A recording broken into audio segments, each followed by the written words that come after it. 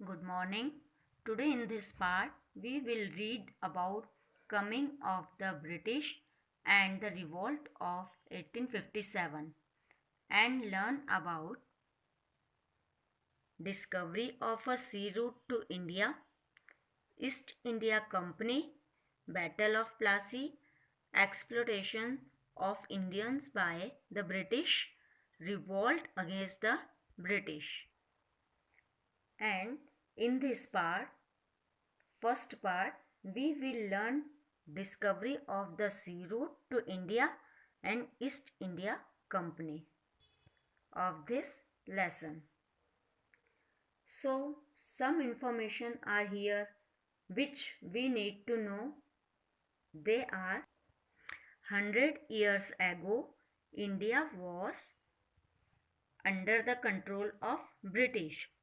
100 साल पहले हमारा इंडिया अंग्रेज़ों का गुलाम था, अंग्रेज़ों के कंट्रोल में था. Europeans came to India through sea route.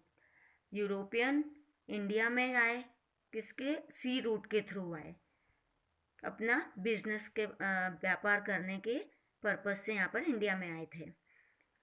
To trade with India, East India Company was established by the British. और इंडिया में आने के बाद इन्होंने यहाँ पर अपना व्यापार जमाया और व्यापार के पर्पज से इन्होंने यहाँ पर एक कंपनी की स्थापना की जिसका नाम था ईस्ट इंडिया कंपनी.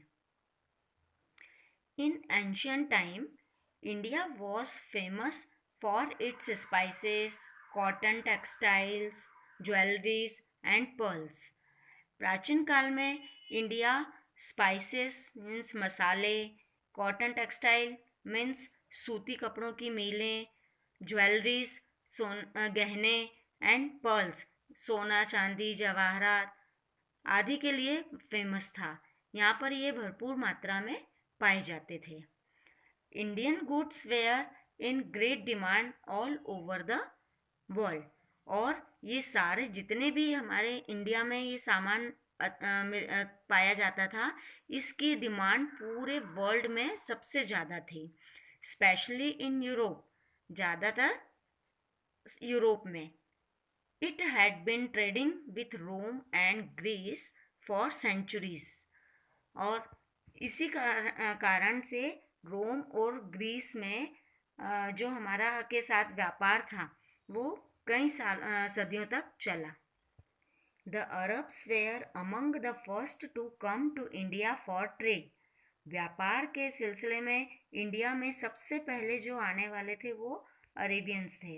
लेटर इसके बाद the Portuguese, the Dutch, the British and the French followed. और धीरे धीरे इसके बाद पुर्तगाल के लोगों ने, डच के लोगों ने, ब्रिटिश के लोगों ने और फ्रेंच के लोगों ने आना यहाँ पर इंडिया में शुरू कर दिया. किस पर्पस से? ट्रेड के पर्पस से, बिजनेस पर्पस से या व्यापार पर्पस से. They fought among themselves to gain control over trade. और जब ये सारे लोग यहाँ पर इंडिया में आकर अपना व्यापार करने लगे तो इनमें आपसी होड़ लग गई और ये एक दूसरे को नीचा दिखाने के लिए आपस में लड़ाइयाँ भी इनमें बहुत हुई. अब ये जो बाहर से लोग आते थे हमारे इंडिया में, तो इनको इंडिया में आने के लिए जो रूट का इन्होंने यूज़ किया वो रूट था सी रूट. तो discovery of a sea route to India. India में सी रूट की डिस्कवरी कब, कैसे और किसने की? इन 1498 1498 में Vasco da Gama, a Portuguese explorer, Vasco de Gama जो कि पुर्तगाल का रहने वाला था, discovered a new sea route to India by the Cape of Good Hope. उसने सी रूट इंडिया आने के लिए, सी रूट मतलब समुद्र के रास्ते की खोज की. The Portuguese used this route to reach Calicut and started trading in the region. जो पुर्तगाल के लोग थे वो इस जो सी रूट है समुद्र का रास्ते से इंडिया में आते थे और इंडिया में ये कालीकट मतलब कलकत्ता, कलकत्ता को पहले कालीकट के नाम से जाना जाता था, तो वहाँ पर पहुँचे और वहाँ पर इन्होंने अपना उस रीजन से मतलब उस क्षेत्र से अपना व्यापार करना शुरू किया। At that time Calicut was a major producer of spices. उस टाइम कलकत्ता में सबसे ज़्यादा मसालों का उत्पादन होता था। Vasco da Gama got permission from the ruler of Calicut to carry on trade with India's. India में अपना व्यापार चलाने के लिए जो वास्को ड गामा था उसने उस समय कालीकट का जो रूलर था, राज शासक था, उससे यहाँ पर अपना व्यापार करने की परमिशन ली। Soon the Portuguese got monopoly rights over trade. और जल्दी ही उनको ये व्यापार करने के सारे अधिकार प्राप्त हुए और उन्होंने एकाधिकार जमा लिया इस क्षेत्र में अपने व्यापार का। अब ये सी रूट के थ्रू हमारे इंडिया में तो आ गए। यहाँ पर आकर इन्होंने परमिशन भी ले ली व्यापार करने के लिए और यहाँ पर इनको सारे राइट्स भी मिल गए व्यापार करने के लिए। तो अब क्या हुआ, जब ये इनका यहाँ पर ट्रेड व्यापार अच्छा चलने लगा, बिजनेस अच्छा चलने लगा, तो इन्होंने धीरे धीरे एक कंपनी की स्थापना की और उस कंपनी का नाम था ईस्ट इंडिया कंपनी। अभी ईस्ट इंडिया कंपनी कब और कैसे यहाँ पर स्थापित हुई तो इसके बारे में पढ़ेंगे। After the industrial revolution other European countries such as Holland, France and Britain also became interested in India because they needed raw material, trade goods and new market. धीरे धीरे क्या हुआ कि जब यहाँ पर बहुत सी इंडिया इंडस्ट्रियल रिवॉल्यूशन है, जो मतलब इंडस्ट्री की क्रांति सी आ गई, बहुत सारे बाहर से लोग आकर यहाँ इंडिया में अपना बिजनेस करने लगे, अपना व्यापार करने लगे। तब यूरोपियन कंट्रीज जैसे हॉलैंड, फ्रांस और ब्रिटेन, ये कंट्रीज भी यूरोपियन की थी, जो ये भी इंटरेस्टेड भारत में आकर अपना व्यापार करने में इंटरेस्टेड होने लगी। In because they needed raw material, क्योंकि इनको क्या चाहिए था, यहाँ से भारत से कच्चा माल चाहिए था, and trade goods and market, और फिर उसको फिर अपने कंट्री में तैयार करके यहाँ पर वापस इंडिया लाना और फिर यहाँ पर अपना मार्केट जमाना, है ना, ये सब करना था। तो इन्होंने क्या करा, ईस्ट इंडिया कंपनी की स्थापना की। A few British merchant established the East India Company, और इस ईस्ट इंडिया कंपनी की जो स्थापना इन 1600 ईस्वी में हुई, और कुछ ब्रिटिश जो मर्चेंट मतलब व्यापारी थे, उन्होंने मिलकर इस कंपनी की स्थापना की। With the permission from the queen Elizabeth first, who was the queen of England eight that time. उस समय इंग्लैंड की रानी थी जो एलिजाबेथ, उसकी परमिशन इन व्यापारियों ने ली, क्योंकि इन लोगों को वहाँ से भी परमिशन, क्योंकि ये अपने देश से अगर बाहर बिजनेस कर रहे हैं तो उनको पहले अपने देश के जो शासक हैं, जो उस समय जैसे रानी थी जो एलिजाबेथ थी, उससे परमिशन लेना ज़रूरी था। तो उन्होंने उसकी परमिशन ली और यहाँ पर इंडिया में इस कंपनी की स्थापना की। The company obtained permission from the Mughal Emperor Jahangir to trade in India. और फिर इस जब कंपनी के लोग थे, उन्होंने तब हमारे इंडिया में जो मुगल उस समय राजा था, वो मुगल राजा जहांगीर था, तो उसकी परमिशन ली। Upon obtaining trading rights the British set up trade centre in Bombay and Madras. फिर ये परमिशन मिलने के बाद उन्होंने यहाँ पर जो अंग्रेज थे, उन्होंने यहाँ अपना बॉम्बे और मद्रास में जो है ट्रेड सेंटर खोला। ट्रेड सेंटर मतलब एक बिल्डिंग होती है जिसमें बहुत सारे ऑफिसेस होते हैं, और वहाँ पर सारा व्यापार से लेन देन जो भी होता है उसके बारे में वहाँ डिस्कस होती है, और वहाँ पर सब बातें होती है। तो इस तरह के, तो ये भी बहुत ज़रूरी था खोलना, है ना। तो उन्होंने इसलिए इस तरीके से वहाँ पर अपना एक बिजनेस सेंटर खोला, ट्रेड सेंटर खोला, जो मुंबई, बॉम्बे और मद्रास में था, और जिसको आज मुंबई और चेन्नई के नाम से जाना जाता है। The French to set up the trading company and established centres in Chandannagar in Bengal and Pondicherry.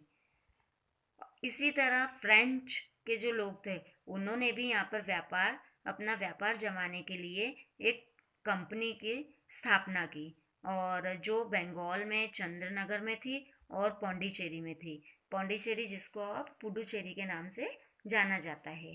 तो मतलब धीरे धीरे ब्रिटिश तो आए, ब्रिटिश के साथ और कई कंट्रीज भी आई, और सब ने यहाँ पर एक दूसरे को देखकर अपने अपने ट्रेड सेंटर, ट्रेडिंग कंपनीज सब खोल लिए, है ना।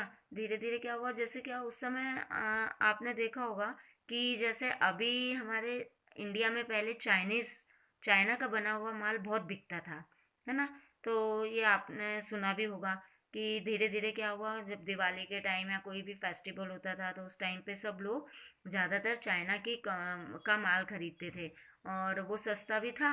और यहाँ पर लोग अपने घरों को सजाते थे, लाइटिंग लेते थे, लाइटिंग लगाते थे घरों में। तो इससे क्या होता था, जो हमारे इंडिया के छोटे छोटे जो लोग थे, जैसे कि दिया बनाते थे और ऐसी कई डेकोरेशन की चीज़ें बनाते जिससे घर सजाए जाते थे, तो क्या होता था उस माल के आगे वो माल फीका पड़ने लगा। मतलब लोग ज़्यादा चाइना के माल को पसंद करने लगे और हमारे इंडिया का जो प्रोडक्शन था, वो उसको कम लेने लगे, इंडिया के माल को कम लेने लगे। तो इससे क्या हुआ कि धीरे धीरे हमारे इंडिया में जो लोग थे वो गरीब होते चले गए, और चाइना के लोगों ने यहाँ पर आकर अपना जो बिजनेस है वो फैला लिया, और इस तरीके से जो प्रॉफिट होता था वो उन लोगों को होता था।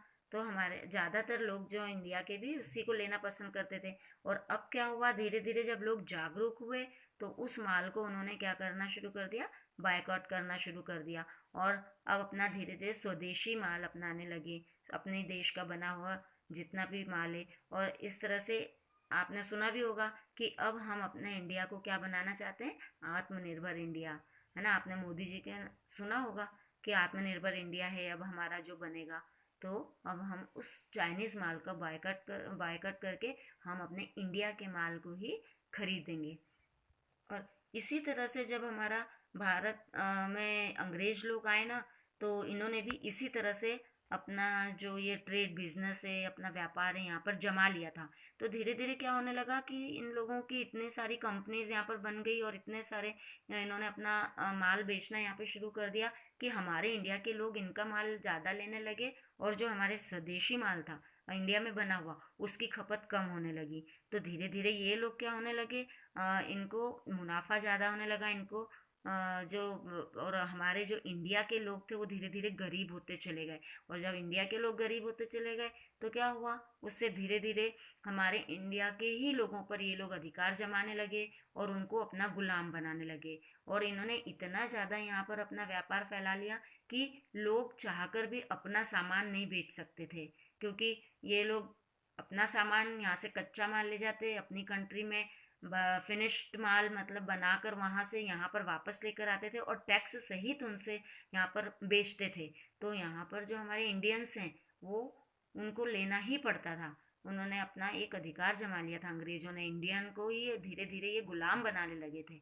और इस तरह से यहाँ पर फिर धीरे धीरे इंडिया भी क्या हुआ, हमारा इन लोगों के अंग्रेजों का गुलाम होने लगा। फिर इसीलिए यहाँ पर 100 साल पहले हमारा जो इंडिया था वो किसका गुलाम था, अंग्रेजों का गुलाम था। और अब 100 साल के बाद 200 साल कम से कम अंग्रेजों ने यहाँ पर इंडिया पर राज किया, और उसके बाद अब जाकर कहीं हमको आज़ादी मिली थी 1947 में। The British did not like this. जब फ्रेंच के लोगों ने भी यहाँ पर आकर ट्रेडिंग कंपनी की स्थापना की, तो ब्रिटिश मतलब जो अंग्रेज लोग थे उनको ये चीज़ें पसंद नहीं आई, उनका ये काम पसंद नहीं आया।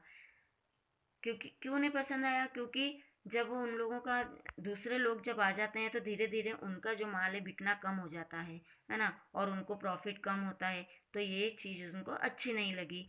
They fought with the French and defeated them. और इस तरीके तरह से उन्होंने क्या करा, उनमें बहुत लड़ाइयाँ हुई, फ्रेंच और ब्रिटिश के बीचों में के बीच लड़ाइयाँ होती रही। और एक आखिर में जो ब्रिटिश थे उन्होंने फ्रेंच को हरा दिया।